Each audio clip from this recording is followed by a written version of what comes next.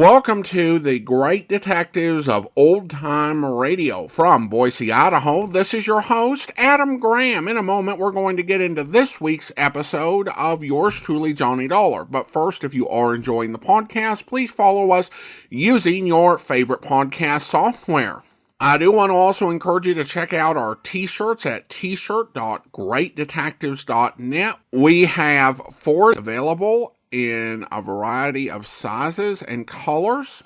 And again, you can check that out at t-shirt.greatdetectives.net. Well, this is one of the newer Johnny Dollar episodes to being in circulation. We played it back in 2023, about 2 years ago, in honor of the 110th birthday of Bob Bailey. But I figured there would be enough time between that occasion and this for us to go ahead and play this. The original air date, January 26, 1958, and this one is The Fire in Paradise Matter. Hollywood, it's time now for... Johnny Dollar. Hi, this is Fred Haney, 4th State Fire and Casualty. Oh, hiya, Fred. Got a free day on your schedule for a pretty routine case? Sure. Want to see me in your office? Johnny, I want to see you in paradise. Funny. Well, I'll see you in... What'd you say?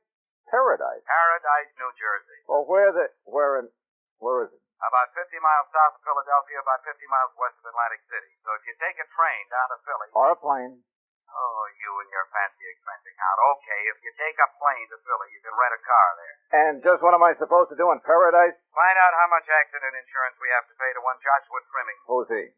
Probably the most finicky, penny-pinching client we have. He was hurt in the fire that destroyed his home. The home insured, too? Yeah, but okaying the payment on that will be just routine. Routine, huh? When somebody talks like that, I get suspicious. I assure you, Johnny, that except perhaps for Joshua himself, this is just routine. Yeah? I wonder.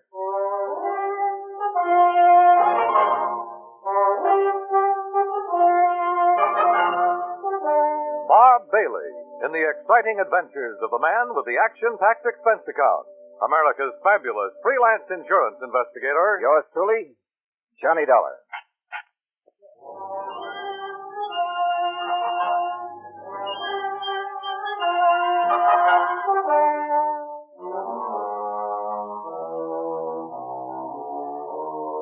Expense account submitted by Special Investigator Johnny Dollar to the 4th State Fire and Casualty Insurance Company, Home Office, Hartford, Connecticut.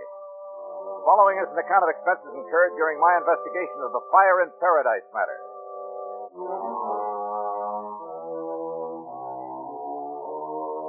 Expense account item 1, $18.25, plane fare and incidentals, Hartford to Philadelphia. Item 2, $50, deposit on a drive-your-own car. Item 3, $1.50 for road maps in New Jersey. On the third one, I managed to locate the little town of Paradise, so I hit the highway. The flat, sandy plains of South Jersey look pretty bare, almost unfriendly at this time of year. I miss the color, the lush green farms, the blossoming peach and apple orchards that make it so attractive during the summer months. By dint of losing my way a couple of times, however, I found color in the names of some of the towns I passed through. Mullica Hill, Deertown, Cole Tavern, Deerfield Street, Elmer, and Shirley. Paradise was a tiny shopping center in the midst of farmland, a short main street with a handful of stores. At the Mobile gas station, I asked where I might find the sheriff. Standing right here in front of you, mister. Sheriff Luther Hopkins. Oh, well, Sheriff, my name is... Just call me Luke. Everybody else does. Okay, Luke. My name is Johnny Dollar. I'm an insurance investigator. Oh, I know you, Johnny. You, must be here on account of Joshua Trimming. Yeah, that's right. I understand his home burned down, and he was injured in the process. He lost his home all right, the whole kit and caboodle. But he wasn't badly hurt. Well, that's a matter how you look at it. Now, how well you know Joshua? What do you mean? Well, he was hurt all right, but how bad is something else again. Just what happened, Luke? Look there, Johnny. Over there beyond the Hartzell's General Store. Huh? Yeah. Oh, I see. Is that the remains of Mr. Turning's house? Now, that's not much more than a couple of city blocks from here, is it? That's about right. And I was working Friday night here at the gas station. Late. So, what happened? Johnny, I was looking right at Joshua's house, wondering why he'd gone to bed so early. The only light on was in his bedroom upstairs. I see. Well, sir, that fire started pretty fast, I'll grant you that. Just bing and the whole parlor was blazing. Oh? But the point is, being a fire marshal, too, I hit the siren, and in less than 2-3 minutes, me and the volunteers and the chemical truck was over there hosing it down. What, would he wait for us? Oh. Old fool, he had to jump out of his bedroom window and get all banged up. Well, I don't see exactly... Johnny, if you ask me, it was just quick thinking on that old chiseler's part to get some more insurance money. Huh? Sure. Even if we got the fire out in time to save his place, well, at least he'd be sure to collect something on his accident insurance. Yeah, he just like him. You, don't like Joshua Cummings very well, do you? Why do you say that? You say you and the volunteer fire company got there within 2 or 3 minutes of the time the fire started. 4 at the most. All right. The chemical truck's right here back at the station. But you didn't say Joshua Cummings' house. Why not, Lou? Why, because it went up so fast, that's all. How'd the fire start, you know? Well, probably that old heater he had down in the parlor. You sure? Well, what else? That's where the blaze started. I could see it. You don't like Joshua Cummings. I make no bones about it. The tight-fisted old... Look, he's the only man in paradise that doesn't work for a living. He's retired, but does he spend his money here? No, sir. He even goes over to Salem or Bridgeton to buy his groceries. So he saved himself a couple of pennies. Wait a minute. Wait a minute, Dollar. Well? You saying you think maybe I let his place burn down? Is that what you mean? I didn't say that, Lou. But that's what you meant. It could be a possibility, couldn't it? All right. Look, I could run you out of town, Johnny. I've got the authority. Don't you forget that. Where'll I find Joshua Cummings? Over at Joe Pasquale's place, about a mile down the road toward Cohansey. But now look here. Oh, stop worrying, Luke. I just want to see about his injuries and if he has any better ideas about how the fire may have started. Johnny, just you remember what I said. About not being able to get that fire out? No. About maybe running you out of town. You know, if you were to talk to the police like that, Luke... I am the police. Well, you've certainly built up a nice case against yourself. I'll see you later.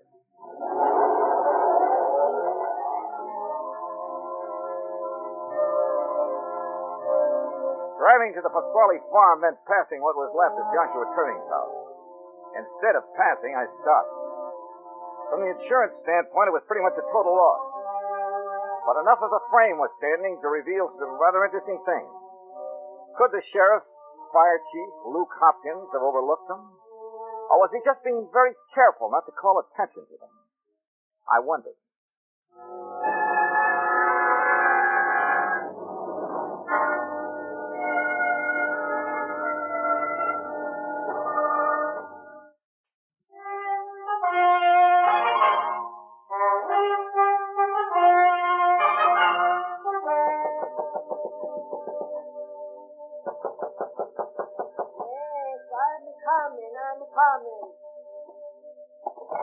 Yes? Mrs. Pasquale? That's the guy. Who are you? My name is Dollar. I understand Mr. Joshua Cummings. He's up in his room with the doctor. Dr. Morey, when the doctor leaves you see him. Come in. Oh, thanks. You sit down. All right. You like a little glass of wine, a real genuine California wine? Well, fine, but a little later. Mrs. Pasquale. Huh? I take it Mr. Cummings is boarding with you. What else can I do? He loaned us the money for the seeds, for the fertilizer. So when he says he's going to stay here, what can I do? Maybe I feed him good and take off some of the big charge he can make for the money we get. My husband, he's a big fool to borrow from Joshua Cummings. Well, I take it also you don't like it. I don't like him. Nobody likes him. Hey, tell me something. Did he and Sheriff Hopkins ever have any trouble? All the time. Always a big fight. He keeps his place such a mess. No fix to the fences. No clean to the house. His place make our town look like a dump. Well, that's hardly any reason. All the money he makes is from his loaning to the people. Sheriff Luke, he gets really mad about that. About how much he charge? 10%, 20%, or too much. Well, usury is a pretty serious thing, Mrs. Pasquale. So how you gonna prove? Nothing is ever put on the paper. Sheriff Luke could tell him he's gonna get him out of town. Seems to me I've heard something like that One before. way or the other, he's gonna get him out. What did you say? Nothing. Oh, here comes the doctor. I go back to the kitchen. Oh, just lean on me and you can walk all right. Oh, what do you know about the pain I'm having in my leg? I'm under all of my cartilage and rubbing. If you had a mind to, you could get up and dance a jig, Joshua, and you know it. And incidentally, this is one time you're going to pay your bill for my services. Just you remember that. I'll pay you when I get paid by the insurance. Oh, now stop yeah. that nonsense and sit down here and... There you are. Oh. I'm Johnny Dollar, Dr. Morey, from the insurance company. Oh. Well, it's about time you got here, and I hope you brought the insurance check along. Well, that may be forthcoming later. Later? Yours is a rather unique policy, Mr. Trimmings, the special accident clause, that is. What's unusual about wanting payment if I'm incapacitated? You call yourself incapacitated in the sense of the intent expressed in your policy? What's the matter with you? Can't you see with your own eyes every time I try to move my feet? Oh, doctor, can't you give me something to eat this day? Just use that leg a bit and you'll be all right. Use it. Now, look here. I've got some other calls to make. I'll see you tomorrow. If you're sure you want another call on your bill. Goodbye, Mr. Dollar. Goodbye, Mary. Goodbye, Doctor. Goodbye. I'll walk to the door with you. You tell him, doctor. You tell the truth about how bad I'm hurt. I don't know what to tell you, Mr. Dollar. I can't find anything wrong with him except for a few minor bruises. He waited until they got there with the fire ladders instead of jumping out the window. You'd almost think he'd done it deliberately to collect on his insurance. The old money-grabbing... I'm sorry. I couldn't talk like that. A hard man to get along with. Ask Sheriff Luke. There's a man really suffers with him. Oh? What do you mean? Oh, the demands Joshua makes. Calls him all hours of the night. Think he hears prowlers. Wants Luke to do something about it. Wants Luke to clear up the trash around his place. His own trash. Wants the dirt road sprinkled every day during the summer. Raises Cain with Luke about a million inconsequential things. Yeah, the sheriff's pretty well fed up with him. Even as you are. Even as we all are. And Luke isn't a man to fool with. About the fire, Doctor. Yes? Well, I'm no expert, but a couple of things I saw over there made me wonder. Yeah. The house burned up in an awful hurry, I'll say that. It looked to me as though the blaze must have started in not one, but several places simultaneously. Oh, that's so? Of course, if there was a gas leak somewhere downstairs, something like that. No. He didn't use gas. Said it was too expensive. Out back in the kitchen, he used a coal oil range. Had a pot-bellied coal stove in the living room for heat. But even if that stove was in poor condition... Which it wasn't. You're thinking that maybe someone burned him out, aren't you, Mr. Dollar? Who, Doctor? Almost anybody in town would be glad to see him go. Especially Luke Hopkins. Yes, especially. Oh, just a minute. Well? I've known Luke for over 20 years. He's a good man, an honest man. Has a tremendous sense of duty to the people of his town. Even those he doesn't like. That includes Joshua Trimmings? That includes Joshua. So if you think for 1 minute... A man's patience can sometimes be pushed only so far, Doctor. No, Mr. Dollar, you're wrong. Dead wrong. Why, I myself would be more likely to... Well, if I had a real cause, that is, You better be careful, Doctor. Well, you know what I mean. Sure. I think I'll take another look at the place before I talk further with Mr. Trimmings. Then you better hurry. It's getting late, and it looks like we're going to have some rain. Yeah. You'll, be around, won't you, Doctor? Yes, I'll be at my... You don't seriously suspect me, I hope. That is, if you do find real evidence of arson. Should I?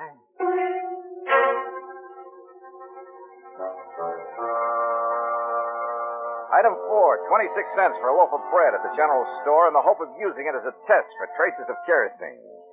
But it was raining cats and dogs by the time I got back to the ruins of Trimming's home. Not good. Rain obliterates signs of arson as much as fire itself. I parked my car up by the mailbox and poked around for a few minutes, but got nowhere. By now it was so dark that going back to the car, I ran into the mailbox.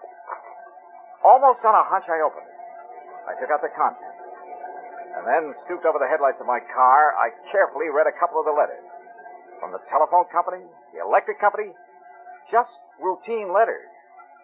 But to me, a definite sign that Trimming's home had been burned down deliberately.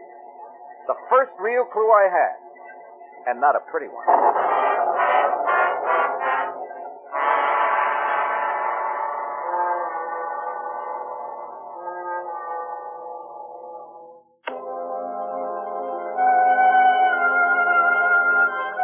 Expense account item 5, 90 cents. Person-to-person call to Fred Haney in Hartford from Sheriff Luke Hopkins' filling station. I saw your headlights, Johnny, over there where Josh Trimming's house was. Yeah, and I found something there, Luke, that... Hello, Fred? Johnny Dollar. Yeah. Yeah, well, just one thing. What business was he in? Ah. Yeah, well, then this wasn't the first. Okay. Okay. You say you found something over at Trimming's place? Something that indicates pretty clearly that the fire was set. And listen, Luke. No, now you listen, Johnny. My job is to enforce the law around here, not break it. Yeah? Okay, we'll see just how much you mean that. Come on.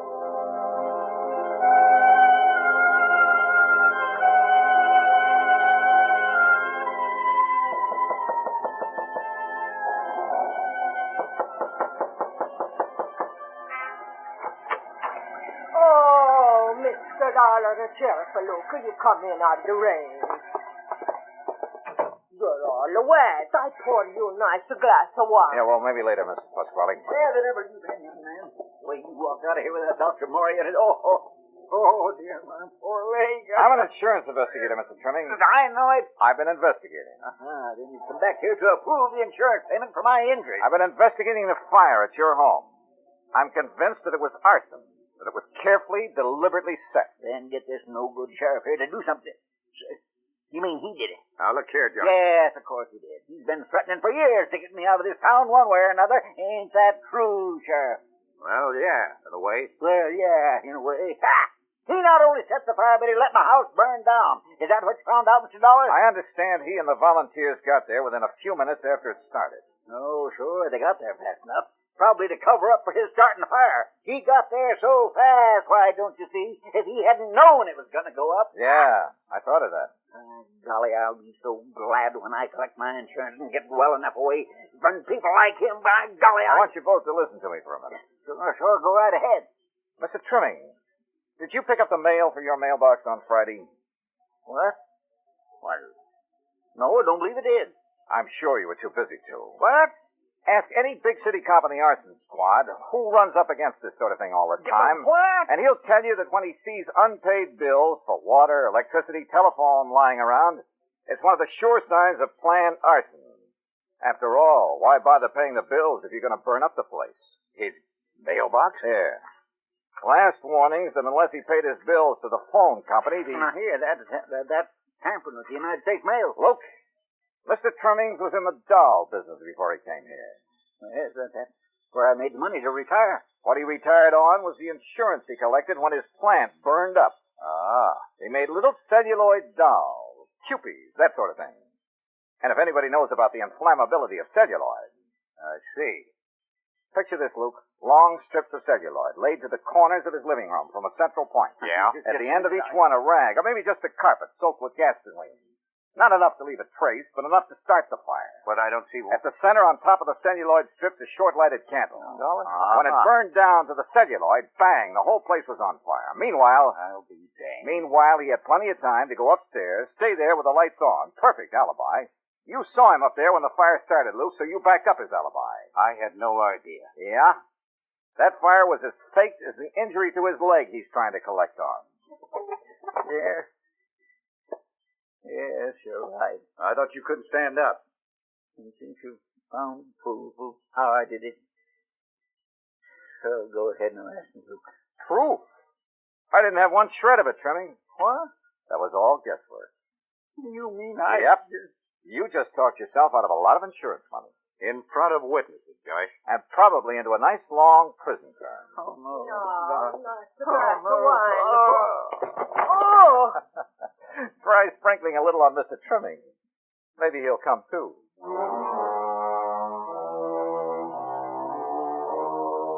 He did, and he went quietly. And I'm sure his confession will stand up in court when you take whatever legal action is necessary. And as long as I've saved the company a big pile of dough, expense account total, including incidentals, a weekend in Atlantic City, incidentals, fare back to Hartford and incidentals, $241.28. Yours truly, Johnny Dollar.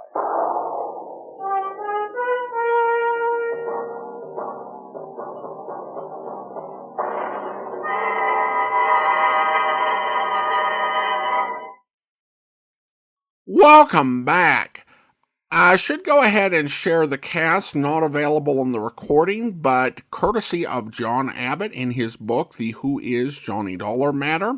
The cast is Vic Perrin, Forrest Lewis, Virginia Gregg, Will Wright, and Parley Baer. And he got that from the scripts at the Thousand Oaks Library, which I believe since have been relocated to the Paley Center at UCLA. I have to admit that I was really impressed by the doctor's loyalty. There's friendship, and then there's offering yourself up as a suspect in an arson to an insurance investigator. I continue to maintain that if you're a police officer who casually threatens to throw an investigator out of town who asks you questions, you're not actually a good guy. And really, you can't do that. This is 1958, not 1888 in the Old West. If Luke were to actually try to drive Johnny out of town, he'd call the insurance commission and the state police. Finally, while I am appreciative of Johnny's solution, particularly once he got over the disappointment of not being able to eat bread flavored with kerosene yet again, the payoff feels cheap because Johnny had only speculation and hunches and no evidence. But I suppose there are people who will confess if you essentially are able to guess everything they do. Also, Joshua was probably right that Johnny didn't have any right to open his mail, so Johnny would potentially be in trouble over something like that. Most people who are facing potential jail time for insurance fraud wouldn't waste their time on trying to get the investigator prosecuted for opening their mail, particularly since that's not going to be the big evidence against him, rather his own confession witnessed by multiple witnesses. But from everything we learned of Josh in this episode, yeah, he totally would prosecute Johnny over that. All right, well, listener comments and feedback now.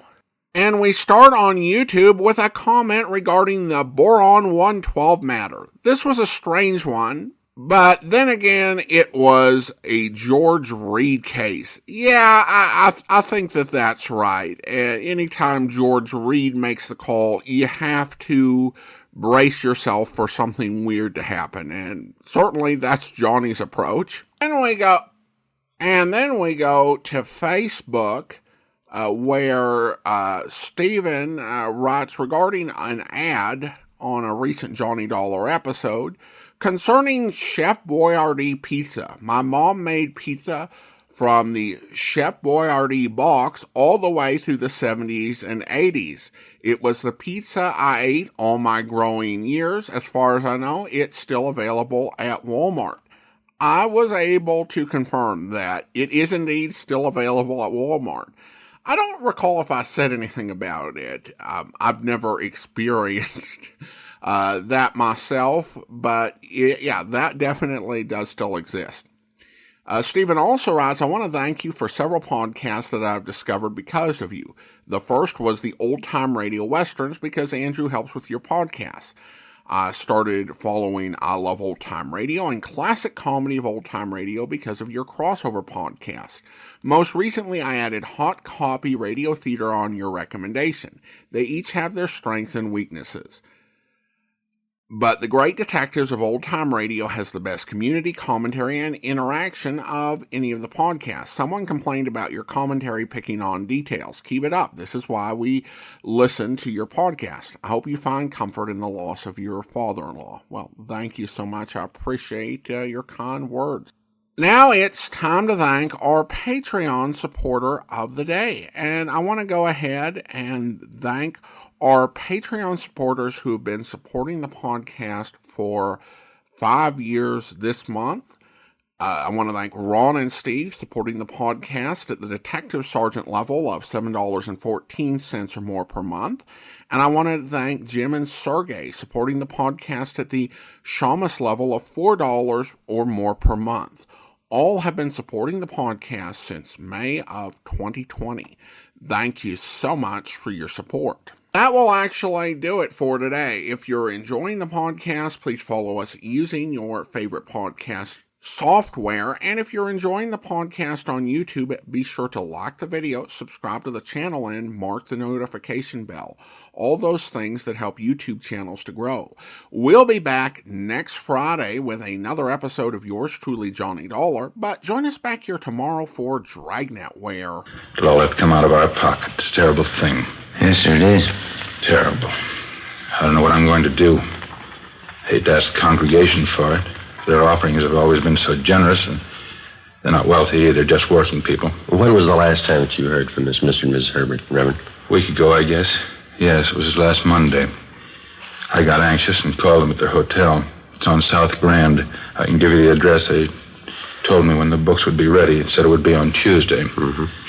That's the last I heard of them. No forwarding address, no other place that you think we might find them? No, I'm sorry. Just don't have any idea. So hard to believe anyone would do such a thing to us. Yes, sir. Wonder if we could have the address of their hotel. Yes, all right. If you'll come with me, I have it over at the house. Did Mr. and Mrs. Herbert have a car, do you know, Reverend? I don't think so. If they did, I never saw it. I don't know what I'm going to tell the congregation. $800, that's a lot of money to our people. Yes, sir. Tell me, Sergeant. I don't mean to be uncharitable, but Mr. and Mrs. Herbert, do they have a criminal record? Have they done this sort of thing before? Well, their descriptions seem to fit a couple that we've been looking for. They've been working the churches in this area on and off for a couple of years now. Can't understand why they do such a thing. It's almost like robbing a poor box. Yes, sir, they've done that, too. I hope you'll be with us then. In the meantime, send your comments to box13@greatdetectives.net.